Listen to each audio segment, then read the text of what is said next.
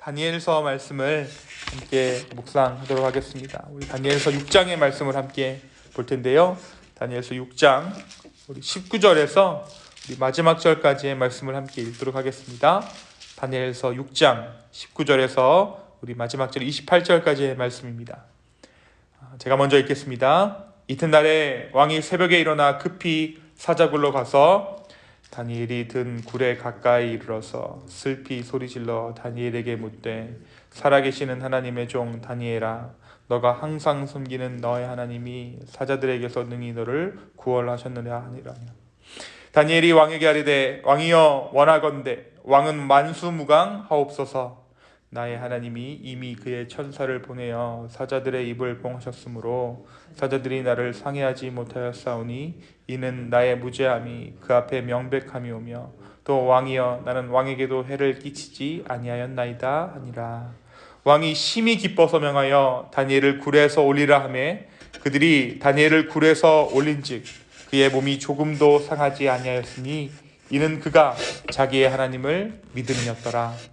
왕이 말하여 다니엘을 참소한 사람들을 끌어오게 하고 그들을 그들의 처자들과 함께 사자굴에 던져넣게 하였더니 그들이 굴 바닥에 닿기도 전에 사자들이 곧 그들을 움켜서 그 뼈까지도 부서뜨렸더라. 이에 다리오 왕이 온 땅에 있는 모든 백성과 나라들과 언어가 다른 모든 사람들에게 조서를 내려 이르되 원하건대 너희에게 큰 평강이 있을지어다. 내가 이제 조서를 내리노라. 내 나라 관할 아래에 있는 사람들은 다 다니엘의 하나님 앞에서 떨며 두려워할지니 그는 살아계시는 하나님이시오 영원히 변하지 아니하실 이시며 그의 나라는 멸망하지 아니할 것이요 그의 권세는 무궁할 것이며 그는 구원도 하시며 건져내기도 하시며 하늘에 서든지 땅에 서든지 이적과 기사를 행하시는 이로써 다니엘을 구원하여 사자의 입에서 벗어나게 하셨음이라 하였더라. 이 다니엘이 다리오 왕의 시대와 바삿 사람 고레스 왕의 시대에 형통하였더라. 아멘. 우리가 계속해서 다니엘서 말씀을 함께 묵상하고 있습니다. 우리가 어제 다니엘서 5장의 말씀 가운데 하나님께서 바벨론의 벨사살 왕을 심판하신 것을 함께 나누었습니다. 벨사살 왕은 느부갓네살 왕의 아들로서 그의 아버지가 하나님께 징계를 받고 또 하나님께서 허락하시는 은혜와 회복을 경험한 후에 내린 칙령을 알고도 다 지키지 않았습니다. 결국 이러한 그의 죄악, 그의 교만은 구체적인 죄의 모양 가운데 드러나게 되죠.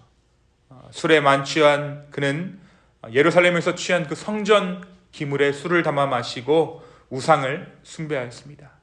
그리고 모든 것을 달아보시고 모든 것을 세어보시는 하나님께서 그런 벨사살 왕을 심판하십니다. 오늘 말씀 6장은 이 벨사살 왕 이후에 바벨론 땅이 메데 사람 다리오 왕에 의해 통치를 받았다라고 기록하고 있어요. 그리고 여전히 왕은 계속해서 바뀌었지만 다니엘 또한 왕의 신임을 받으며 이 이스라엘 땅을, 이 바벨론 땅을 다스리고 있었다라고 기록하고 있습니다. 느부갓네살 왕 때의 10대 소년이었던 다니엘이 이제 시간이 흘러서 80대의 노인이 되었어요. 다리오는 고관 120명을 세워서 전국을 통치하게 하는데 그들 위에 총리 셋을 두어서 자신의 직무를 보게 했습니다. 그리고 다니엘도 그 중에 한 사람이었어요. 다니엘은 소년 시절부터 포로 신분이었음에도 불구하고 총명함을 인정받게 되었습니다. 그리고 왕이 바뀌어도 지속적으로 왕의 관리로 등용되었습니다. 다리오는 3명의 총리 중에서도 특별히 다니엘을 더욱더 높게 평가하고 있습니다. 특별히 오늘 3절의 말씀을 보니까 우리 3절을 한번 읽어볼까요? 3절의 말씀을 한번 다 같이 읽겠습니다. 시작. 다니엘은 마음이 민첩하여 총리들과 고관들 위에 뛰어나므로 왕이 그를 세워 전국을 다스리게 하고자 한지라. 다니엘의 마음이 어떻다고 기록하고 있습니까? 다니엘이 마음이 민첩했다라고 기록하고 있어요. 이는 약삭 빠르거나 사리에 밝아서 자신의 목적을 이루는데 능통했다라는 뜻이 아닙니다. 이 민첩했다라는 말은 다른 사람들의 생각보다 그 생각이 두세 수 앞서 있었다라는 뜻이에요. 그러니까 이 마음이 민첩했다라는 것은 다니엘이 나이를 먹어 80이 될 때까지 하나님께 사로잡혀 있었으며 하나님을 의지했으며 하나님으로부터 오는 지혜로 말미암아 세상을 바라보고 이치를 파악했다라는 것을 의미합니다. 그러니까 하나님께서 주시는 지혜로 이 세상을 바라볼 때 어떻겠습니까? 다른 사람들이 세상을 바라보는 것보다 두세 수 앞서서 바라볼 수밖에 없었던 것이죠. 그래서 이 다리오 왕은 이처럼 다른 총리들보다 뛰어난 다니엘을 세워 전국을 다스리게 합니다. 그러나 늘 하나님의 사람들을 괴롭히는 장애물들이 있죠.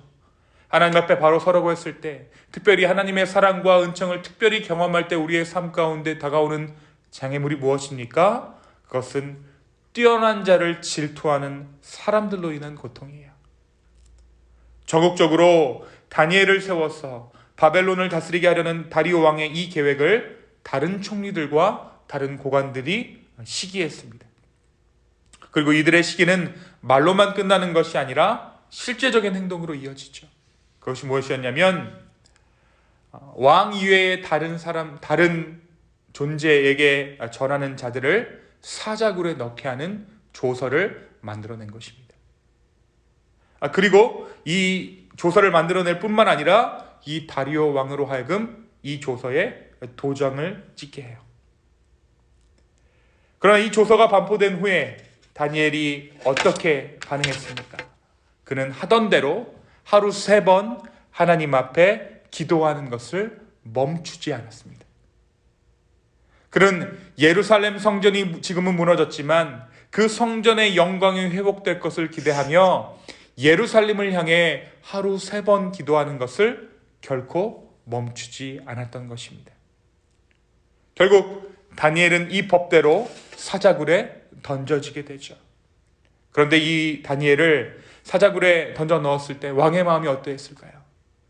정말 자신으로 하여금 큰 은혜를 입게 한, 정말 없어서는 안 돼, 이 나라에는 없어서는 안 돼, 이 다니엘을 사자굴에 던져 넣었을 때 이 다리오 왕 또한 안타까운 마음이 있었습니다.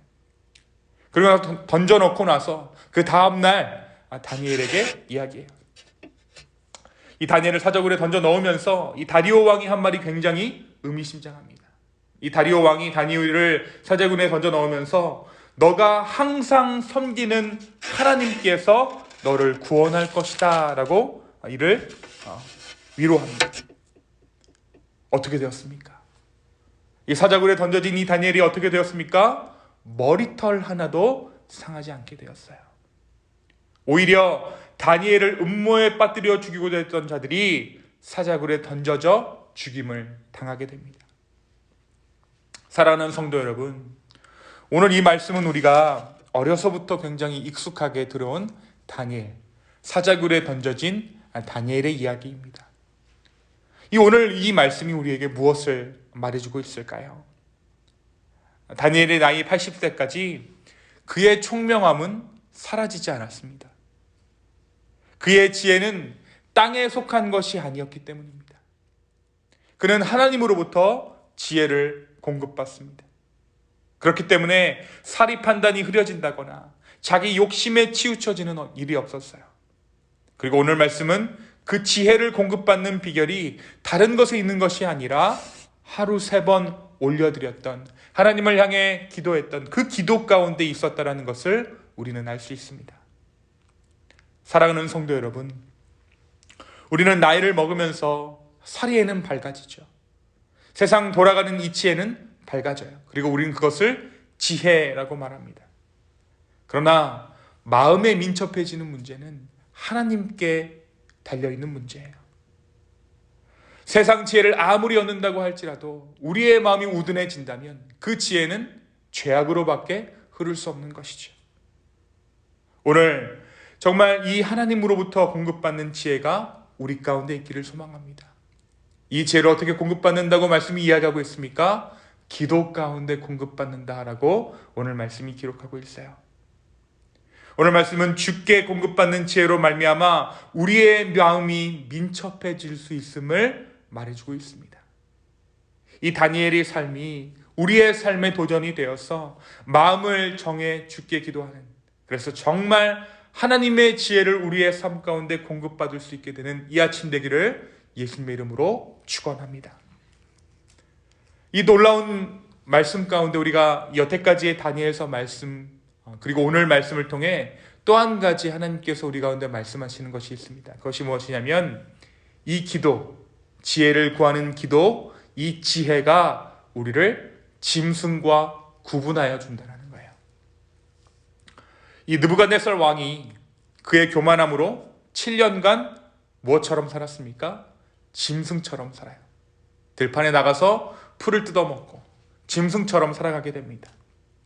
그의 아들 벨사살 또한 교만해서 하나님의 심판을 받게 되죠. 오늘 다니엘은 짐승들의 굴안으로 내던져집니다. 그런데 하나님께서 그를 구분하여 보호하세요. 그렇습니다.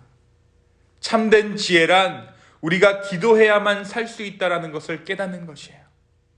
그것이 참된 겸손이고 지혜이며 이 짐승들이 가득한 이 세상 가운데, 짐승이 관영하는 것처럼 보이는 이 세상 가운데 바로 그 기도가 우리를 구분하며 우리를 지키는 힘이라는 것입니다.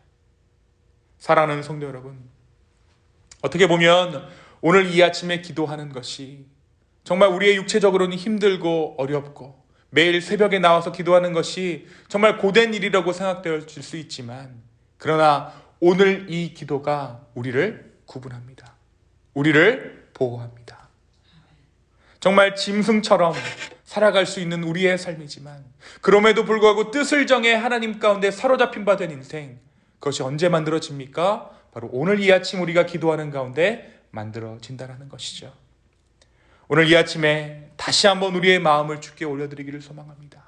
그리고 하늘로부터 오는 그 지혜, 하늘로부터 오는 그 은혜로 말미암아 우리의 삶이 다시 한번 거룩하여지기를, 하나님으로부터 오는 특별한 지혜 가운데 함께하여지기를 예수님의 이름으로 축원합니다. 이 시간 함께 기도하겠습니다. 주님, 오늘 다시 한번 우리의 마음을 드리며 우리의 삶을 드리며 주께 나아갑니다. 아버지 하나님, 무엇으로 우리를 구분하며 무엇으로 우리를 보호하겠습니까? 오직 주의 말씀과 주를 향한 기도, 그리고 그 기도로 말미암은 주님의 성령이 우리를 구분하고 우리를 구별하며 우리 가운데 하나님의 은총이 있게 하는 줄로 믿습니다. 주님, 이 아침에 다시 한번 주님의 은혜를 구하며 나아갑니다. 성령 하나님, 우리 가운데 하나님의 은혜를 허락하여 주시옵소서. 주님, 주님을만을 의지합니다. 주님만을 바라봅니다. 주여, 우리 가운데 함께하여 주시옵소서. 감사합니다. 이 모든 말씀 살아서 역사하시는 예수님의 이름으로 기도하였습니다. 아멘.